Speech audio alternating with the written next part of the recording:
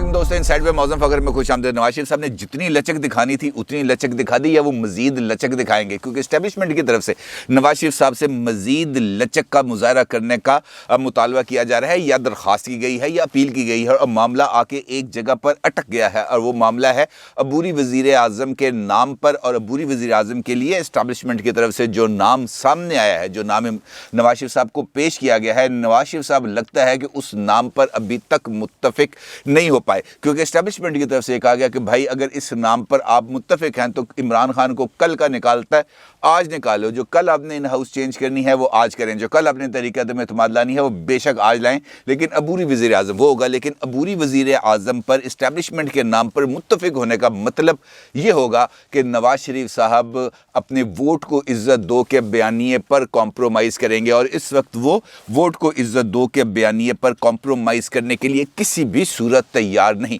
अलबत्ता नवाज शरीफ साहब और इस्टेब्लिशमेंट के नुमाइंदों के दरमियान जो गुफ्तगू है, जो राब्ते हैं, उसका अमल मुसलसल जारी है और आगे भी बढ़ रहा है, और इस किस्म के राब्तों की मज़ीद कॉन्फर्मेशन आ रही है लंदन की तरफ से और मुस्लिम लीग नून लंदन की तरफ से। इस्टेब्लिशमेंट की तरफ से अबूरी वज़ीर आज़म के लिए किस शख्सियत का नाम पेश किया गया, नवाज शरीफ साहब क्यों नहीं मान रहे, और नवाज शरीफ साहब किस वजह से मज़ीद लचक नहीं दिखा पा रहे, और किस हद तक उन्होंने लचक शो कर दी है, इस सारी सूरत हाल पर बात करेंगे। लेकिन उससे पहले एक और चीज़ है जो आपकी खिदमत में पेश करना चाहूँगा, क्योंकि वो मामला भी नवाज शरीफ साहब से मुतल्लिक है, और नवाज शरीफ साहब की सेहत से मुतल्लिक है, और इसके साथ साथ ये मामला शहबाज शरीफ साहब से भी मुतल्लिक है, क्योंकि हुकूमत ने खुसूसी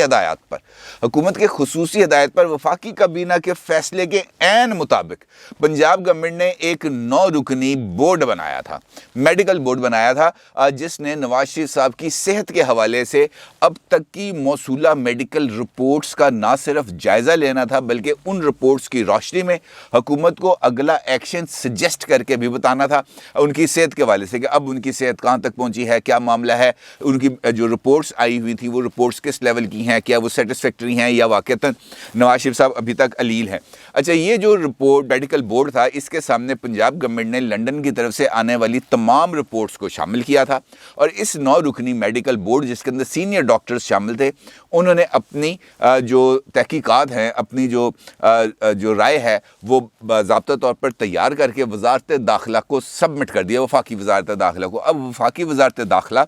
इन रिपोर्ट्स का ना सिर्फ जायज़ा लेगी, बल्कि इसका जायज़ा लेने के बाद वफाकी काबीना को आगाह करेगी, और फिर वफाकी काबीना लॉ मिनिस्ट्री के ज़रिए, यानी अटॉर्नी जनरल ऑफिस के ज़रिए इस मामले को आगे प्रोसीड करेगा, और इस बात का जायज़ा लेगा कि क्या मेडिकल बोर्ड की जो सिफारिशात हैं उनकी रोशनी में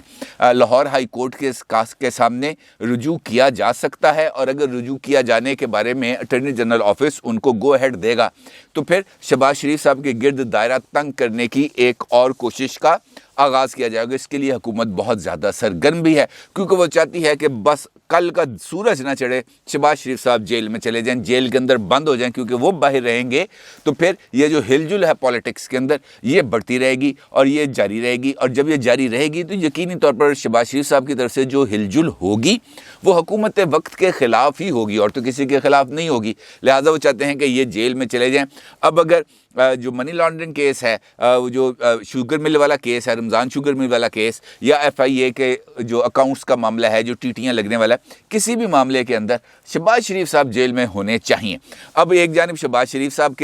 के बारे में हुकूमत वक्त का ये ख्याल है कि जनाब इनको जेल में होना चाहिए, और ये हर हाल में जेल में इनको नज़र आना चाहिए। दूसरी जानिब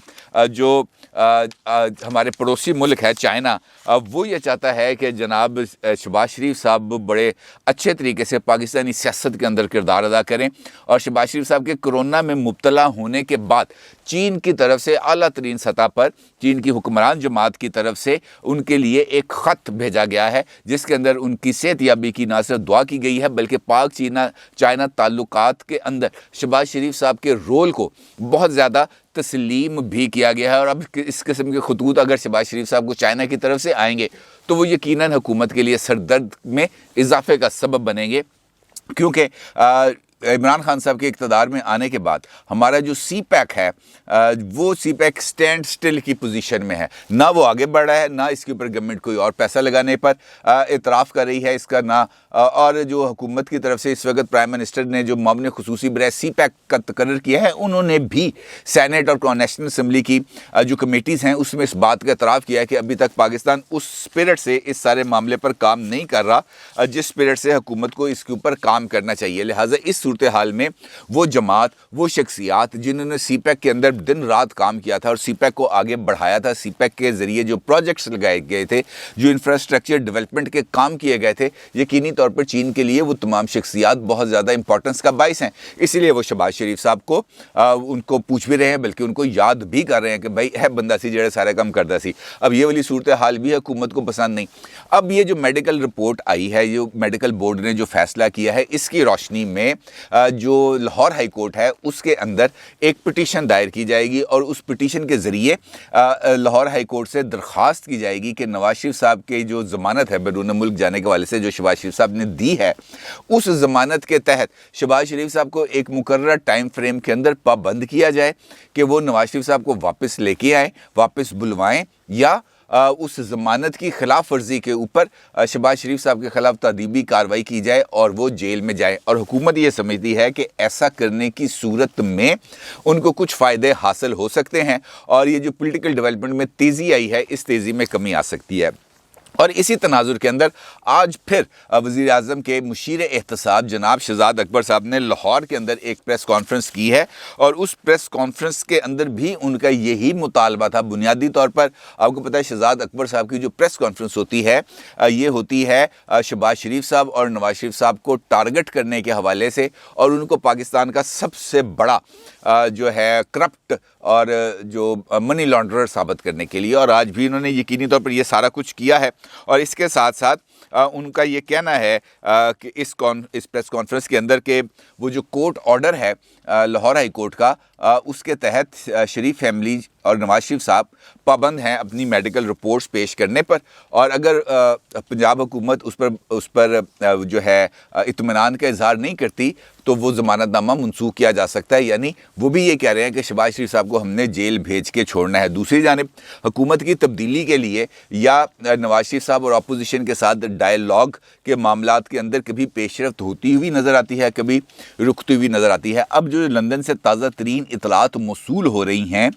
ان اطلاعات کی روشنی میں ایک جانب اسٹیبلشمنٹ یہ چاہتی ہے کہ جناب اس وقت جو معاشی صورتحال ہے ملکی، despite the arguments given by the government کہ ہماری اکنامک گروتھ بہت زیادہ بہتر ہو گئی ہے، ہمارا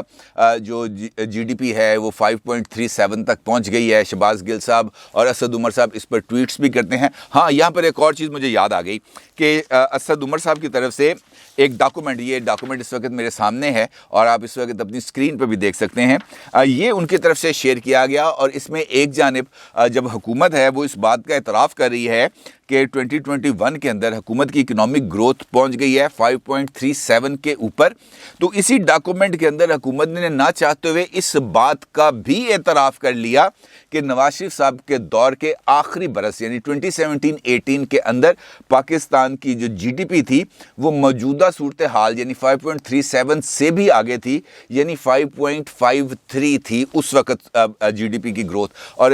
عمران خان صاحب کے آنے کے 3 سال کے اندر یعنی جو 2018 کے اندر یہ جو جی ڈی پی گئی وہ 2.08 پہ گئی، یعنی 5.53 سے ایک دم ڈپ آیا، 2.08 پہ گئی، اور اس کے بعد مائنس پہ چلی گئی -0.39 پر، اور اب 5.37 پر آئی ہے۔ تو یہ خود انہوں نے اس بات کا اعتراف کر لیا کہ نواز شریف صاحب کے دور کے اندر پاکستان کی معاشی صورتحال بہتر تھی۔ اب اس بات کا ادراک یقینی طور پر ہماری اسٹیبلشمنٹ کو بھی ہے کہ نواز شریف صاحب کے دور کے اندر پاکستان کے اندر اتنا خوفناک قسم کا معاشی بحران نہیں تھا، لوگوں کو اپنی زندگی گزارنے کے لالے نہیں پڑے ہوئے تھے جس طرح اب پڑے ہوئے ہیں۔ لہٰذا وہ یہ چاہتے ہیں کہ بھائی اب اس صورتحال سے آگے نکلا جائے، کیونکہ عمران خان صاحب کی بیڈ گورننس کی وجہ سے جو سب سے زیادہ جس کو برا بھلا کہا جاتا ہے اور یقینی طور پر کہا بھی جا رہا ہے، وہ عمران خان صاحب کے لانے والوں کو برا بھلا کہا جا رہا ہے، اور اس ہائیبرڈ نظام کے پروجیکٹ عمران خان کے خالقین کو کہا جا رہا ہے۔ اب اس صورتحال کے اندر یقینی طور پر اسٹیبلشمنٹ کے پاس اور کوئی آپشن ہی نہیں تھا کہ وہ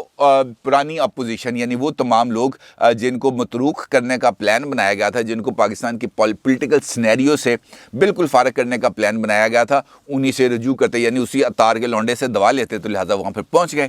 اور ان کے ساتھ پھر بات چیت کے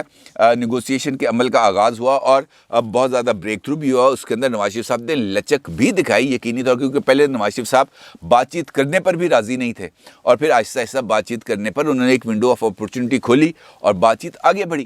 اب اس بات چیت کے بعد ایک جگہ آئی جہاں پر اسٹیبلشمنٹ کو ریسیپروکیٹ کرنا تھا, جواب دینا تھا, یعنی وہ بیساکھیاں جس کے اوپر عمران خان صاحب کی حکومت کھڑی تھی وہ سپورٹ ان سے واپس لی جانی تھی. یعنی اسٹیبلشمنٹ نے عمران خان صاحب کی حکومت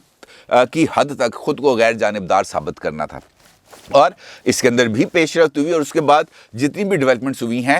وہ اسٹیبلشمنٹ نے اپوزیشن کو,